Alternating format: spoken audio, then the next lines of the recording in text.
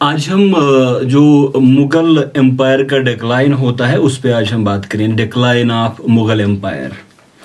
तो एक वीडियो है हमारा, उस पे हमने ये बात की है, उसमें बात की है कि जो डिक्लाइन डाउनफॉल इसमें क्या फ़र्क है, उसका मतलब क्या होता है। अब देखिए, जब हम इस तरह के मतलब टॉपिक्स पे बात करते हैं तो हमारा वो एक यानी जब हिस्टोरियंस को अप्रोच करते हैं तो एक मानो काजल अप्रोच नहीं हो सकता है, तो एक मल्टी काजल अप्रोच, यानी मुगल एम्पायर जिसने इतने साल तक हुकूमत की, इतने बड़े एक एरिया पे हुकूमत की, तो उसका डाउनफॉल होना, उसका डिक्लाइन होना, तो इसके लिए मुख्तलिफ जो हिस्टोरियंस हैं या रिसर्चर्स हैं वो अपनी अपनी थेरीज सामने रखते हैं। तो ये बड़ा ज़रूरी है कि हम ये देखें कि हिस्टोरियन कैसे सोर्सेज को रीड करता है, यानी पहले वो एक्सेस कैसे करता है, फिर उसका रीड करने में अप्रोच क्या होता है। इसी तरह से मतलब हम देखते हैं कि वो पर्सनालिटीज़ पे फोकस करता है, वो इंस्टीट्यूशंस पे फोकस करता है या पॉलिसीज़ पे फोकस करता है। फिर वो कैसे मुगल एम्पायर को, यानी मुगल एम्पायर को क्या वो एक थियोक्रेटिक स्टेट, सेंट्रलाइज्ड स्टेट, इस तरह का मतलब ये जहन में होना ज़रूरी होता है कि कैसे हिस्टोरियन इसको अप्रोच करते हैं ऐसे टॉपिक को। अब देखिए, एक तो मॉडर्न जो इस पर रिसर्च हुआ है, अगर आप उस टाइम देखोगे तो उस टाइम के जो बड़े एक स्कॉलर थे शाह वलीउल्लाह दहलवी, तो उन्होंने भी वो कि हाँ इन पे सोजो साज का गलबा है, तो वहाँ कोई मतलब नाश्ता था, कोई रंगीला था, कोई नाश्ता था, और फिर बहुत सारे तो वो सिर्फ शायरी करना जानते थे। तो इस तरह से वो कहा जाता है कि उसने अब्दाली को भी खत लिखा था। लेकिन ऐसा ही अप्रोच फिर बाद में जब हम देखते हैं एक जो जेल सरकार है या रिवन वगैरह है, तो उन्होंने भी यही पर्सनैलिटीज़ पे फोकस किया। तो उसमें हम देखते हैं कि मतलब औरंगज़ेब पे खासकर जो सरकार ने, जो जादूना सरकार है, कि उनकी रिलीजियस पॉलिसीज़ और उनके फिर वर्थलेस सक्सेसर्स थे, यानी कोई औरंगज़ेब जैसा वहाँ या शाहजहाँ या जहांगीर जैसा वहाँ कोई पैदा नहीं हुआ जिससे मतलब मुग़ल एम्पायर में फिर वो एक करिस्मेटिक पर्सनालिटी होती और फिर ऐसा एम्पायर आगे चलता। लेकिन ये जो एक बात है कि उनके वर्थलेस सक्सेसर्स थे, तो बहुत सारे तो उसको क्रिटिक करते हैं कि वहाँ मतलब निज़ामुल मुल्क सादात खान जैसे लोग थे, लेकिन हकीकी बात ये है कि वहाँ मतलब ऐसी कोई पर्सनालिटी नहीं थी, और अकबर जैसी, जहांगीर या शाहजहाँ, औरंगज़ेब जैसी कोई पर्सनालिटी नहीं थी, बल्कि वही थे मतलब वो नाच गाना पसंद करते थे, कुछ तो शराब पीते थे, शायरी करते थे वगैरह वगैरह। तो यही कोई ख़ास इस तरह का आदमी वहाँ बाद में नहीं होता है। तो नोबल्स में भी वही कंपटीशन वगैरह, तो उस तरह कोई वफादार लॉयल नोबल्स भी वहाँ पे नहीं थे। जब हम देखते हैं कि जो पहली जो सीरियस एक एफोर्ट इसमें लगाई गई, एक जिसने एक स्ट्रक्चरल जो वीकनेसेस मुगल एम्पायर में थी उनको एड्रेस करने की कोशिश की थी कि इस एम्पायर का जवाल कैसे होता है, तो ये थे प्रोफेसर सतीश चंद्रा, जिनकी मिडिवल इंडिया पे बड़ी मशहूर किताब है। 1959 में इनकी एक किताब आई, parties and politics at Mughal court 707 to 740, Mughal दरबार की गिरवाबंदी, जिसका उर्दू में भी तर्जमा हुआ है इस किताब का। अच्छा, अब देखिए उनकी मशहूर जो वो थ्योरी है कि मुगल एम्पायर का डिक्लाइन इस वजह से होता क्योंकि वहाँ जागीरदारी क्राइसिस हुई। It is because of jagirdari crisis that the Mughal empire declined. अच्छा, अब उसने क्या किया, सतीश चंद्रा ने जो बेसिकली जो टू की मुगल इंस्टीट्यूशंस थे, मनसब और जागीर, जिसको स्टील फ्रेम ऑफ एम्पायर भी कहा जाता है, जिससे मुगल एम्पायर इतनी देर तक, यानी अकबर ने जो कायम किया और फिर उसके बाद तकरीबन 100 साल से ज़्यादा अरसे तक ये कायम रहा और इसकी रिट चलती रही पूरे हिंदुस्तान में, लेकिन ये इन्हीं दो इंस्टीट्यूशन, यानी एक मनसब और एक जागीर।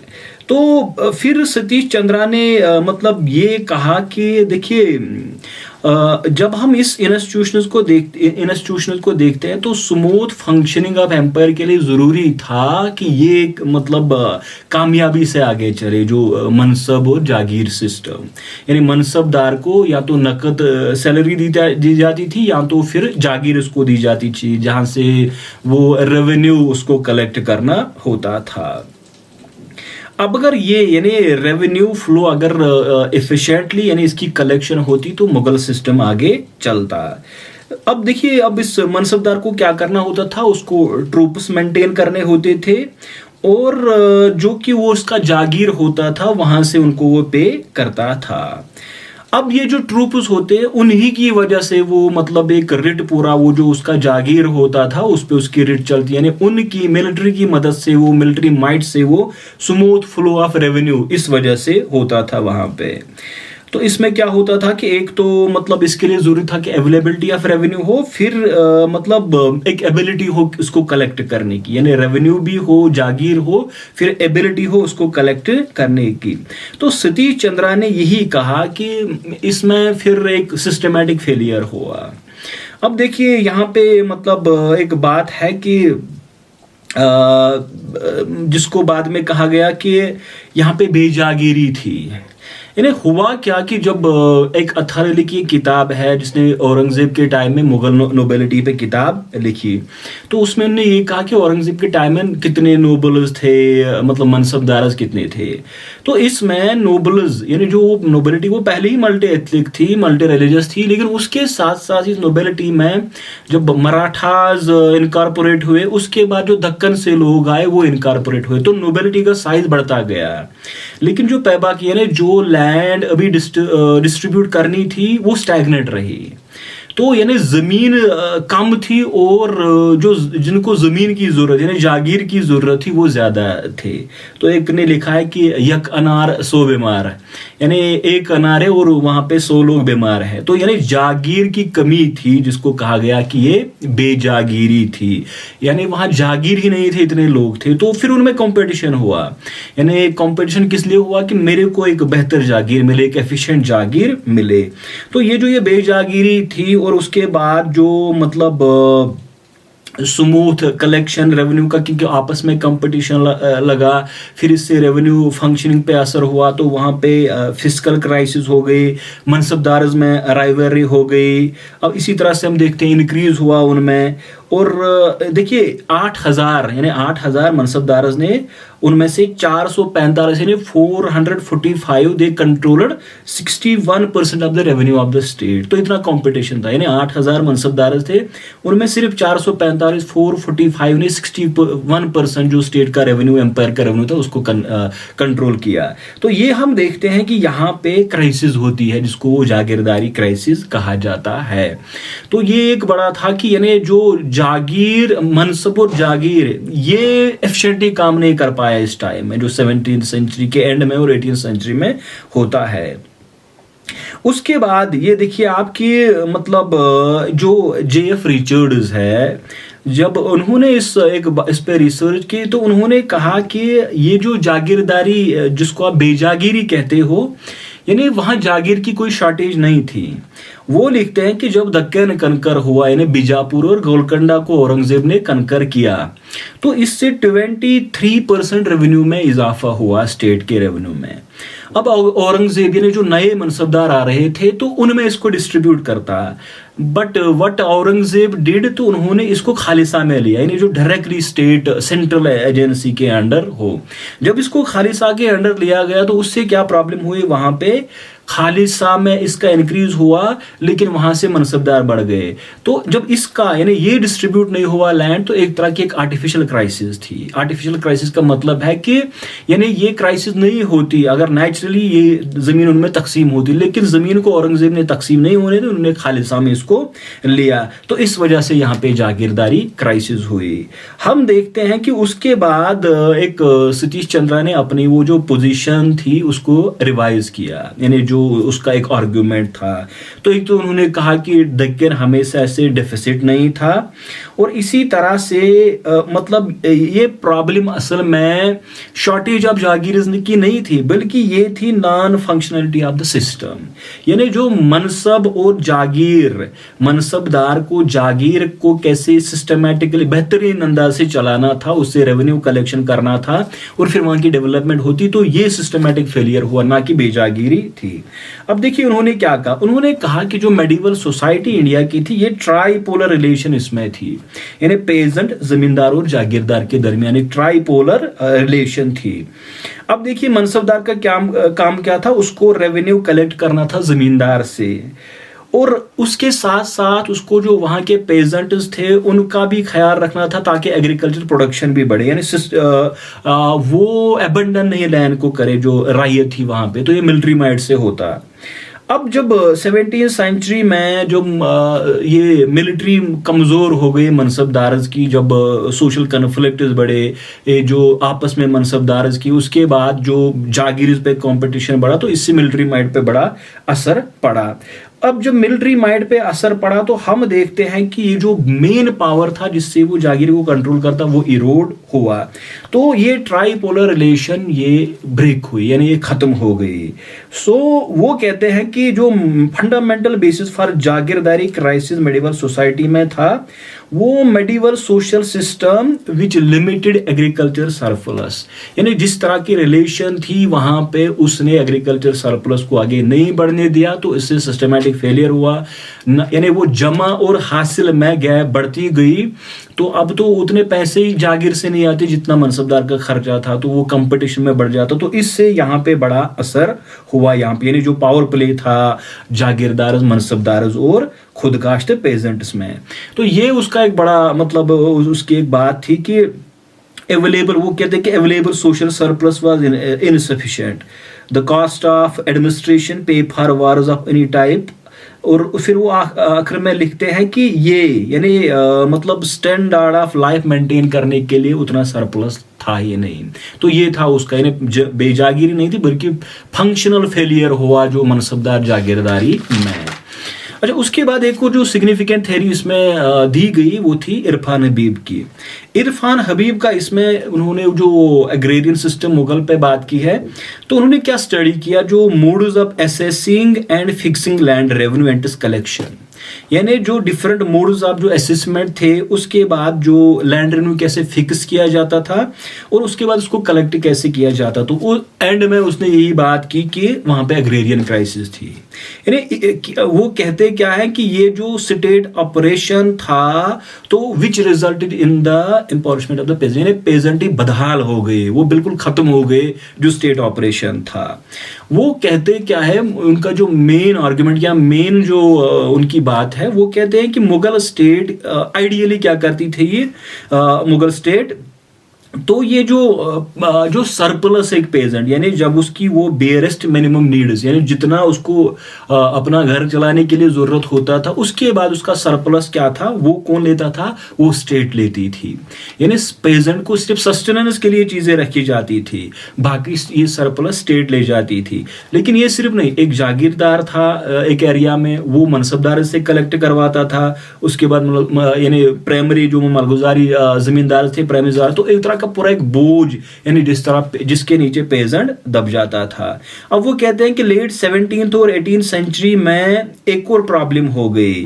वो कहते हैं कि ये जागीरदार्स यानी यहाँ पे फ्रीक्वेंट ट्रांसफर होते गए, तो जब वो फ्रीक्वेंट ट्रांसफर होते गए तो उनकी कोई लॉयल्टी जमीन के साथ नहीं थी, बल्कि उनका एक ही काम था कि जल्दी से जल्दी वहां पे वो एक्सट्रैक्ट कर सके जितना उनको रेवेन्यू लेना है। और इस वजह से हम देखते हैं कि पेजेंट्री का बहुत ज्यादा ऑपरेशन होता है, और वो तो लिखते हैं कि उनको अपनी बीवी या बच्चे तक बेचने पड़ी, जमीन बेचने पड़ी उनको। अच्छा, अब वो क्या कहते हैं कि उनके पास एक ही हथियार था, अब वो रेबेल करते, यानी वो अपनी फसल को आग लगा देते और वहां से भाग जाते। उसमें अब वो एक और बात लिखते हैं कि यहाँ पे जो जमींदार थे जिनको अकबर लेके आए थे स्टेट मशीनरी में एज रेवेन्यू कलेक्टर्स, तो उन्होंने कॉमन काज बनाया किसके साथ, पेजेंट्स के साथ। यानी यहाँ पे पेजेंट और जमींदार का अलायंस बन जाता है, किसके खिलाफ, उन्होंने अब रेवेन्यू देना बंद करे बल्कि अबेंडन, तो एक तरह से स्टेट के खिलाफ बगावत शुरू हो गई। अच्छा, एक तरह से ये हुआ, यानी दूसरी तरफ से क्या हुआ कि जो जमींदार और जागीरदार था तो उनमें दिन ब दिन ताल्लुकात यानी वो सिवियर खत्म होते गए बल्कि खराब होते गए। तो एक तरह से तो जमींदार पेजेंट की अलायंस बढ़ रही है और दूसरी तरफ से जागीरदार और जमींदार में कॉन्फ्लिक्ट बढ़ रहा है। तो वो यही कहते हैं कि जो जाट्स मराठा, तो ये तो यही अपराइजिंग थी, जो ऑटोनॉमस किंगडम्स वजूद में आ गए वो इसी वजह से आ गए। अब देखिए कुछ ने क्या किया, कुछ जागीरदार ने तो ये किया, क्योंकि अब फ्रीक्वेंट ट्रांसफर होती गई हो रही थी, तो वो इजारादारी पे, यानी वो बिडिंग करते थे कि हमारा लैंड का एक पोर्शन है, ये जागीर में हमको दिया गया है, तो यहाँ पे आप इसकी बोली लगाए, और जो इसमें से हमें जल्दी रेवेन्यू कलेक्ट करके देगा ये उसको देते, जिसको इजारादारी कहते, इजारा पे देना। तो इस वजह से वहां पे और ज्यादा पेजेंट का ऑपरेशन होता है, और हम देखते हैं कि पेजेंट बगावत करता है, जमींदार उसके साथ कॉमन काज बनाता है, तो पूरा डिसरप्ट होता है जो रेवेन्यू फ्लो। अब जब रेवेन्यू फ्लो डिसरप्ट होता तो नेचुरली मुगल एम्पायर का जवाल आना ही था। अच्छा, उनको कहा गया कि इन्होंने एग्जैजरेट किया इस चीज को। हम देखते हैं फिर के.एम. अशरफ और इसी तरह से आर्थर अली, उन्होंने कहा कि सोसाइटल क्राइसिस थी, और उसके बाद हम देखते हैं कि economic factors coincided with this. अच्छा, अब क्योंकि यहाँ कोई इतना ज़रा टाइम भी नहीं है, तो इसमें जल्दी मैं इसको कंक्लूड कर रहा हूँ। अच्छा, ये दोनों, ये मुगल एम्पायर एक सेंट्रलाइज्ड नोशन में लेते हैं और पूरा सेंटर पे फोकस करते हैं, यानी एक सेंटरिक अप्रोच जिसको हम कह सकते हैं। तो इनके हिसाब से अगर हम देखें तो वहाँ पूरा डिसरप्शन था, इकोनॉमी का कियास था, कन्फ्यूजन था, बेरोजगारी थी, प्राइस राइज था, तो इस तरह से एक फिर वो प्लंडर होता गया, तो पूरा क्राइसिस का माहौल था। इसमें एक और स्कूल हिस्ट्री का डेवलप इसी दौरान में हुआ, जिसको हम कहते, जिन्होंने फोकस किया रीजन्स पे। तो उनके हिसाब से क्या था, यहाँ पे सिर्फ ये नहीं कि डिके था, बल्कि हम देखते हैं कि slow population growth, price rise था, अर्बनाइजेशन थी, और कमर्शलाइजेशन और नए मार्केट्स वजूद में आते गए इस पीरियड में। तो ये सारे लोग अब रीजन पे फोकस करते हैं। हम देखते हैं कि वो कहते हैं कि मुगल एम्पायर का डिक्लाइन क्यों आ गया। वो कहते हैं कि because of the rise of new groups in the economic and political power and the failure of central to control them, यानी नई ताकतें रीजनल में इकोनॉमिकली पॉलिटिकली सामने आ गई, और सेंट्रल का फेलियर हुआ उनको कंट्रोल करने में। तो वो कहते हैं कि जो आप कहते हैं कि डिक्लाइन है, डीके है, डिअर्बनाइजेशन है, ट्रेड खत्म हो रहा है, वो तो कहते हैं कि there is more evidence of prosperity and growth rather than decline in Mughal empire. अब देखिए, इसमें एक बड़ी खास बात यह है कि एग्रीकल्चर प्रोड्यूस जब इंक्रीज हो गया, यानी लोगों के सामने दौलत आ गई, तो ये नहीं कि लोग इस वजह से रेबेल कर रहे हैं क्योंकि वो गरीब हो रहे हैं, बल्कि लोगों के सामने रिसोर्सेज हैं, उनके सामने चीजें आ रही है, तो रिसोर्सेज है, मिलिट्री माइट बढ़ रही है, that is why they are rebelling against centre. अब देखिए, इसमें एक बड़ा नाम है जो कि इसमें मुजफ्फर आलम का। तो मुजफ्फर आलम ने इसमें क्या बात लिखी है कि ये जो मुगल एम्पायर था ये किसे काम करता था, यानी coordinating agency between conflicts at various regions. और यानी सिंपली मैं अगर आपको ये बताऊं कि मुगल एम्पायर इस तरह से काम करता था कि ये कॉन्सुलेशन, रिकॉन्सुलेशन और एडजस्टमेंट लगातार कर रहा था। यानी जो रीजनल्स के साथ इसकी पूरी वो सेंट्रलाइज्ड एक रेट नहीं थी, बल्कि इसको लगातार क्या करने पड़ते थे, इसको लगातार रिकॉन्सुलेशन एडजस्टमेंट रीजनल्स के साथ करना पड़ता था।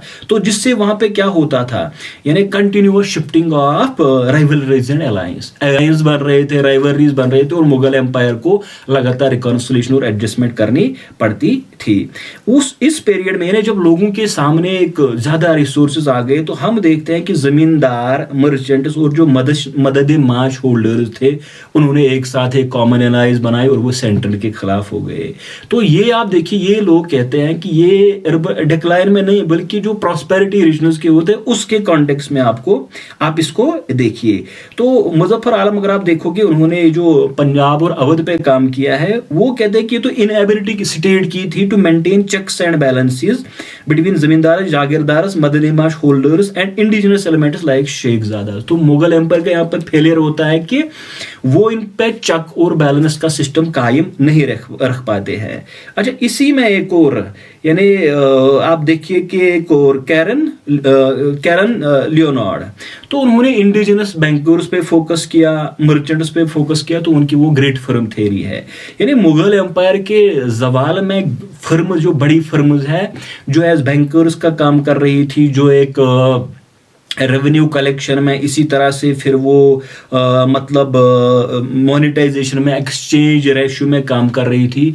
उन्होंने इस पीरियड में यानी अपनी लॉयल्टी शिफ्ट की, कहाँ से, सेंटर से रीजन की तरफ, क्योंकि वहाँ पे भी प्रॉस्पेरिटी हो रही थी। तो जब वहाँ लॉयल्टी शिफ्ट हो गई तो इस वजह से मुगल एम्पायर का यहाँ पे ज़वाल आता है। अशीन दास गुप्ता ने भी, उन्होंने ये मतलब ये जो इनलैंड ट्रेड इंक्रीज हुआ, वो कहते हैं इनलैंड ट्रेड इंक्रीज हुआ लेकिन एक्सपोर्ट इंडिया का ट्रेड का कम होता गया क्योंकि यूरोपियन कंपटीशन था। तो जो हमारे अपने थे यानी सूरत, मसूलीपट्टनम, ढाका, वो सेंटर्स खत्म हो गए। हम देखते हैं जो इंग्लिश पोर्ट सिटीज थी, चाहे वो मतलब आप देखिए कलकत्ता में, ढाका में, मद्रास में, वो इमर्ज होती गई। तो इसका असर मतलब इंडिया पे भी पड़ा और हम यही यानी इसके साथ वो जुड़ा हुआ है। अब सोशल ग्रुप्स है, उन्होंने वेल्थ अमास की और जो ये मतलब हम देखते हैं कि एक ने दूसरे का राइट इंक्रोच करना शुरू कर दिया, यानी बेसिकली रीजन में प्रॉस्पेरिटी हुई। और फिर क्या हुआ कि लोगों के पास रिसोर्सेज आ गए तो उन्होंने सेंटर को चैलेंज किया। इसमें जो चेतन सिंह है उन्होंने पंजाब पे काम किया, तो वो कहते हैं कि ये तो पहले से ही वहाँ पे क्राइसिस बढ़ रही थी। उसके बाद जब पंजाब में मतलब इकोनॉमिक क्राइसिस यानी फाइनेंशियल क्राइसिस हो गई तो फिर सिख ग्रुप्स ने रिवोल्ट किया, लेकिन वो बाद में नहीं, वो पंजाब की अपनी हिस्ट्री पे फोकस करके ये कहते हैं कि इसका डिक्लाइन हुआ। और आप देखोगे तो एक तो रीजन सेंट्रिक और दूसरा जो पूरा मुगल एम्पायर पे फोकस करते हैं, सेंटर पे फोकस करते हैं। हम देखते हैं कि एक थ्योरी नहीं हो सकती जो इस डिक्लाइन को मतलब बयान कर सके, यानी एक ये तो हिस्टोरियंस के आर्गुमेंट है, लेकिन दो मतलब इसमें देखिए कि हम देखते हैं कि स्ट्रक्चर्स पे फोकस करना जो सतीश चंद्रा और इरफान हबीब ने किया। और देखिए एक और बात इसमें है कि जमींदार का बड़ा यानी जमींदार का सेंट्रल रोल है। अगर आप हर जगह देखोगे जमींदार का रेबल करना, चाहे वो जागीरदार के साथ वो मतलब कोऑर्डिनेशन नहीं कर रहे हैं या वो कॉमन काज बना रहे हैं पेजेंट्स के साथ, तो वो एक इम्पॉर्टेंट फैक्टर है। हम फिर वहाँ पे देखते हैं जो एम्बिशियस नोबल्स थे, मुगल एम्पायर के गवर्नर्स थे, वो इनके साथ कॉमन काज बना के रेबल करते हैं और मुगल एम्पायर का डिक्लाइन होता है। तो नेक्स्ट पार्ट में अब हम इसको आगे बढ़ाएंगे। आज इसी पे कंक्लूड करते हैं। Thank you.